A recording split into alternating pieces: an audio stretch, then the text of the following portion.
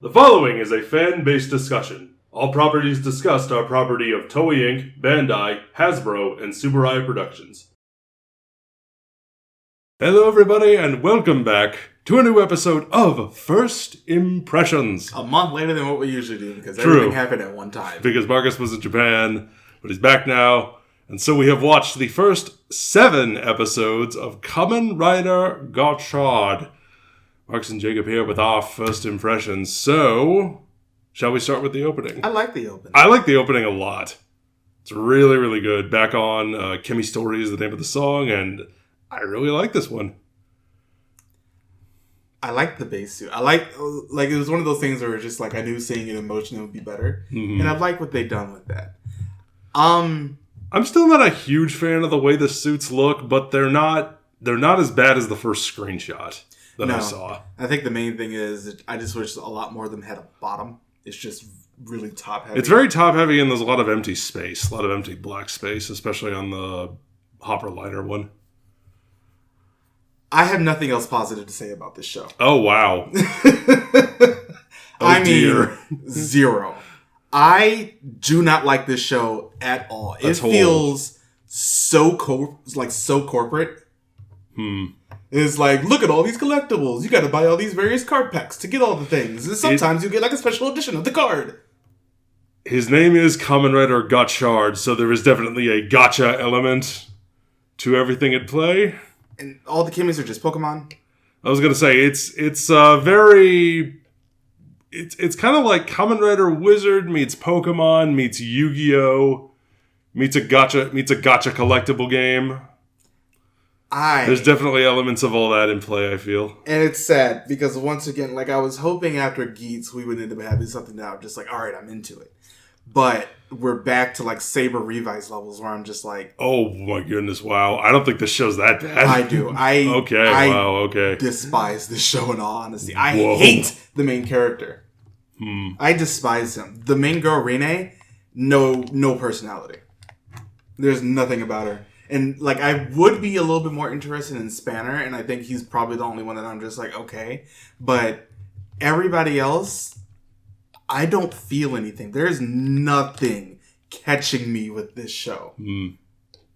It's just like nothing's... Where's the mystery? He just wants to be friends with all the gotchas. And I'm sitting here like, these things are going to not matter after Q1. In these first 7 episodes... we don't entirely know where the rest of the story could potentially be going. But it's weird. It's been very... It feels like a bit of a shock to the system coming off of Geats. Geats was so story-focused and so character-focused. And then the first 7 episodes of this have been very... toy-focused. I was going to say very Shonen Jump Monster of the Week. And that's exactly what it is. It's been a lot of that. I hate the fact that his whole thing is, I want to make friends with them. I hate that. I'm going to befriend them all. It's so... going to catch them all. Like, I've seen this. And I didn't like it then. And I don't like it now. Plus, his actor, I don't know if it's the actor or the direction. My God. I hate his voice. I think that's one of the things I'm just like, I really hate more than anything. The voice for this character is just like... his performance is very uneven. There are some scenes where I feel like he's doing a very good job. Same thing with Rene. There are some scenes where I feel like they're doing well, and then others where I feel like they're not. So I feel like it's a combination of the script and the directing.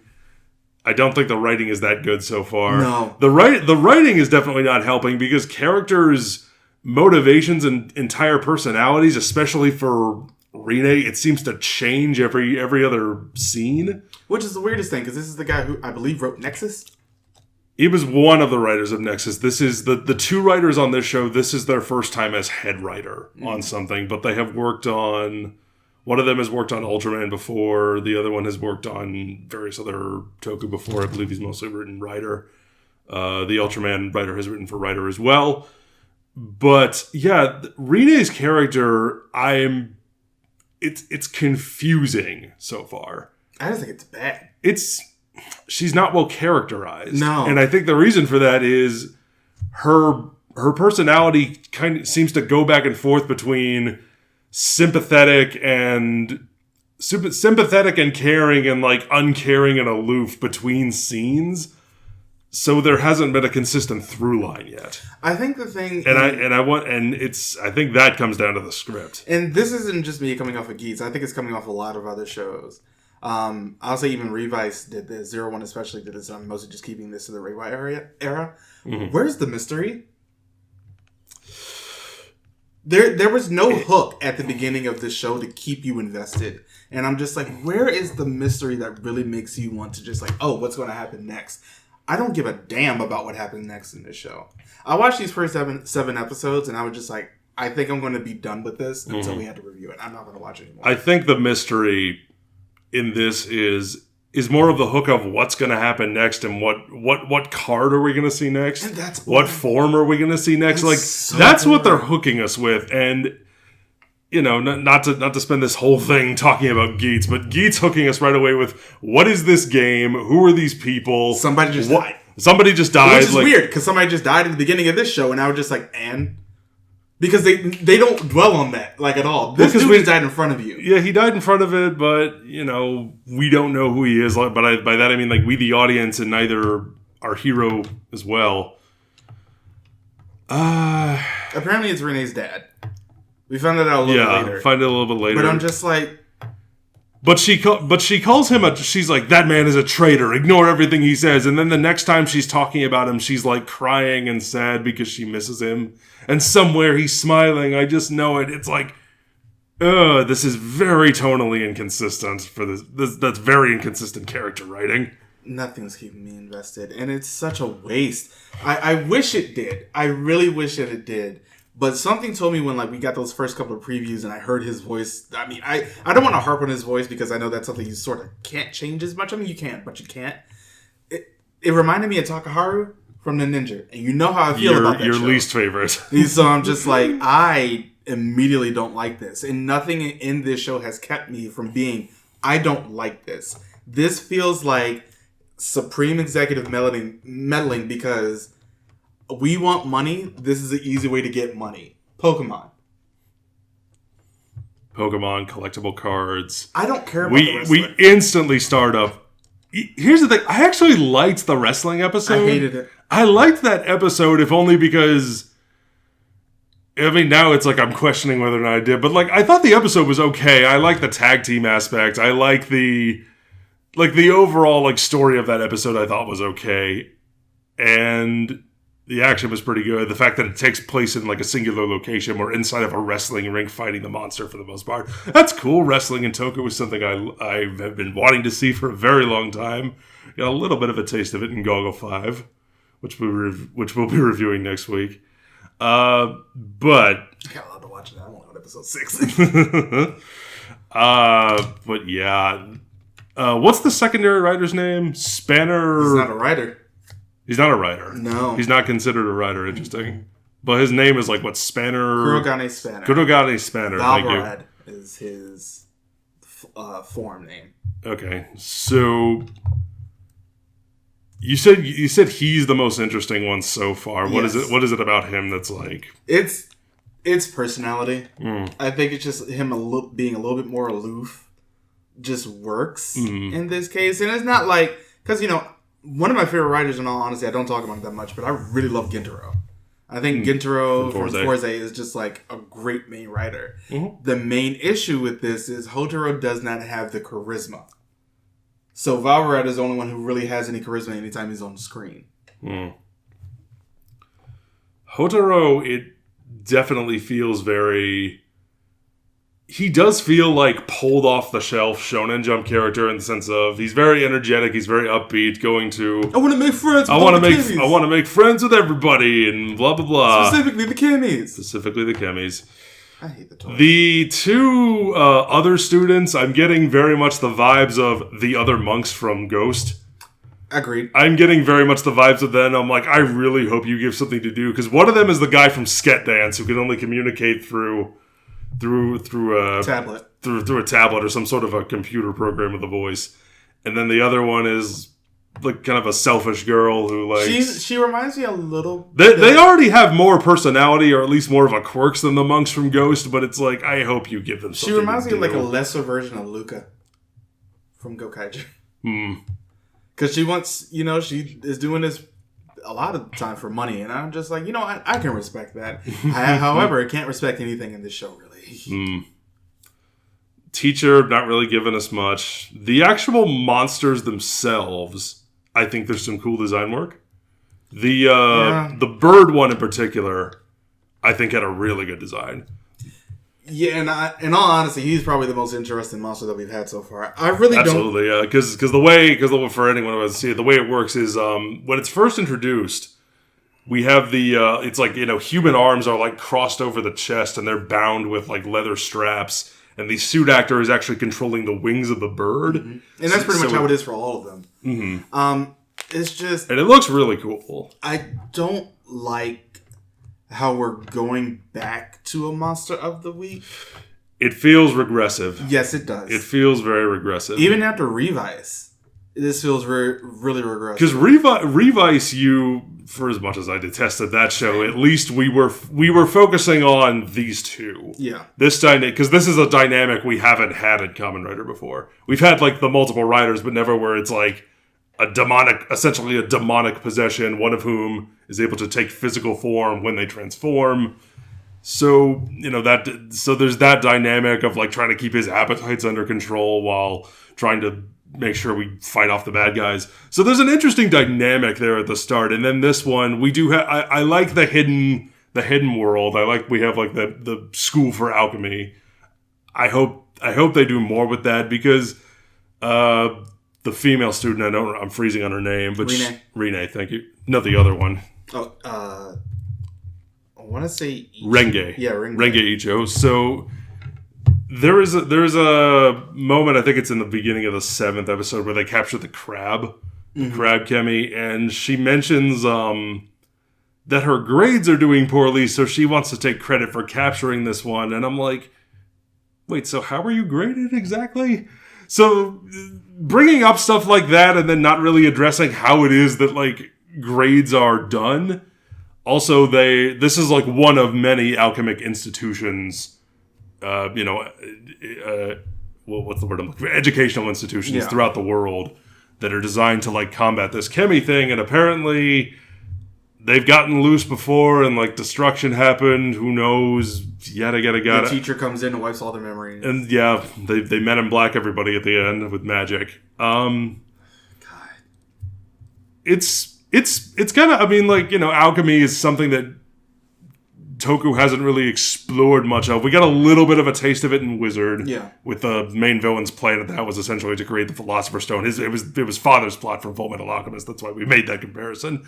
But in this one, again, I'm not sure where it's going, but it is nice to see that, his test to get into the school is to, make two Kemi's weigh the same.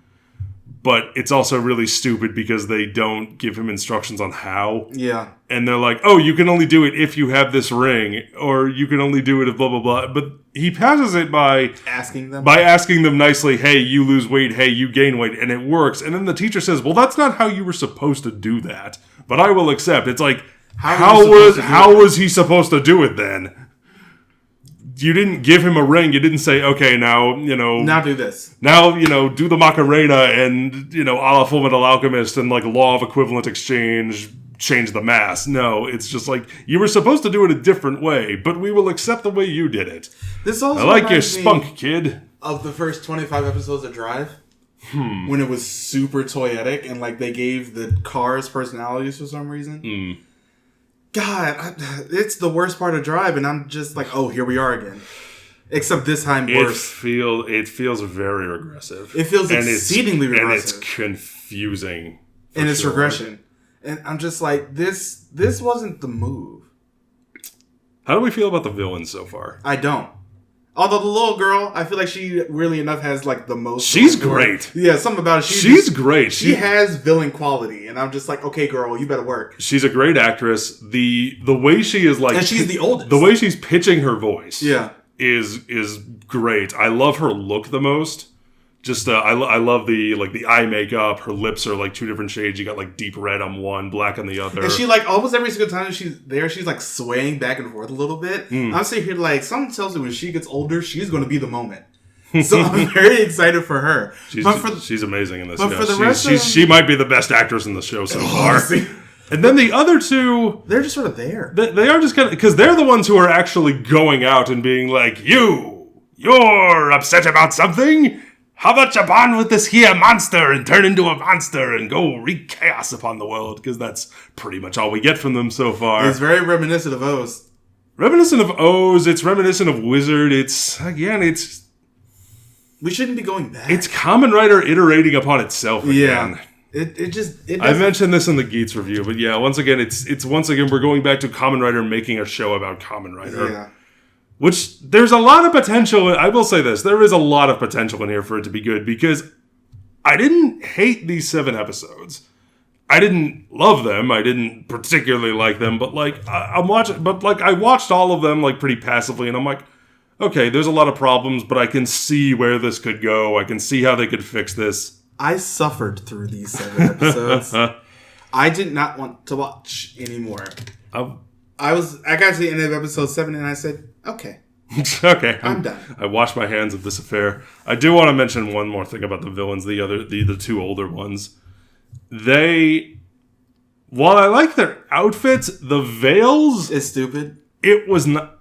I get what they're going for, and I liked it at first, but it was not a good choice. No. Because... They're see-through. It's not that they're see-through, it's that they're constantly messing with them. They're constantly messing with them in a way that tells me you designed this first and didn't think about how it would work in the scene afterwards. How it would work practically. It's like you gave the actors the prop the day of shooting and like they don't know what to do with it, so they're constantly like moving it out of their face. And if the wind is there, Lord help you. Yeah, I mean, because there is like a design on it where it's like you have like kind of a squiggly mouth and like there's like an eye covering their eye on this one on the other one. And... like, every time they come into a scene, they're coming there, they say, like, a line, and then they lift the veil. Because we can't see their face. And they did such a good job with the younger ones' makeup that it's like, why didn't they just do that with them? Yeah. I feel like this would have worked a lot better if it was just makeup. Yeah. Because we wouldn't have had this constant, like, distracting bit of business that it just doesn't look like they know what they're doing with their props. But that's Gotchard. First impressions of Gotchard. It's weird coming off of both Geats and King Odor, and I was just like, yes! And Blazer, yes! And then we get to this, and I'm like, no! What? But, yeah, that'll do it. Well, let us know in the comments what you thought if you've been watching it so far. If you have any, please do. Next week, Goggle 5. Goggle 5! And then after that, I think we were supposed to do Super 1. Super 1. I'm going to push that. Okay. And we're going to do a Metal Hero instead. Okie dokie. I will adjust the schedule. Sounds good. Alright. Yeah. Let us know your thoughts in the comments below. Don't forget to join us for all the things. We'll see you next time. Bye, everybody. Thank you for watching.